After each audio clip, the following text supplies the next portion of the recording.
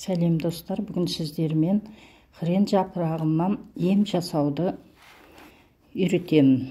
Оған осылайынша хрен жапырағын алып, 1-2 талын осылай майдалап турап аламыз.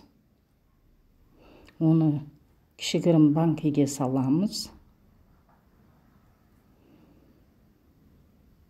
Оның үстіне әптектегі спиртті құямыз. Бір кішігірім бутылкадегі спиртті құйдым. Енді 2 кішігірім бутылкадағы су қосамын оған.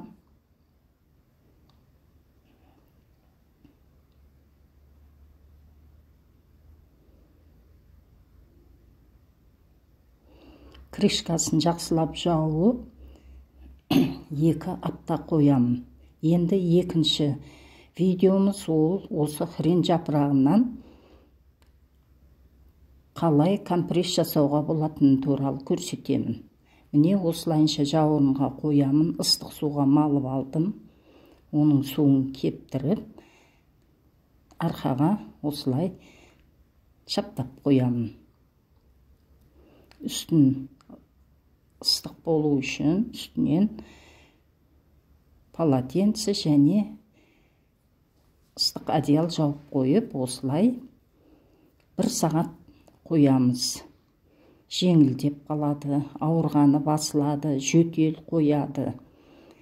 Енді 3-ші видеомыз ол көп кісілердің тізесі ауырады, жүре алмай қалады, ісік, тізеде ісік, сары су жиналып жүре алмай қалады. Міне сол кездерінде осылайынша хрен жапырағын ыстық суға малып алып, сөйтіп оны жылы компресс жасаймыз.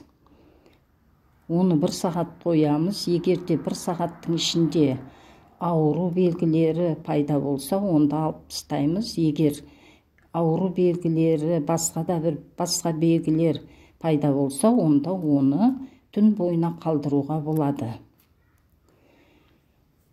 Не осылайынша холодильникте 2 апта бойы тұрды.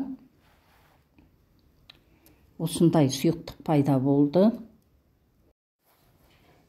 Тізе ауыратын, тізеде тұз, сары су, ісік, қозғалуы қиын, буын аурулары бар адамдар осы настойканы қолданса болады. Егерде осы видеомыз сіздерге ұнаған болса, лайк басып, подписация етіп, комментарий жазуды ұмытпаңыздар. Достарыңызбен бөлісіңіздер. Рахмет.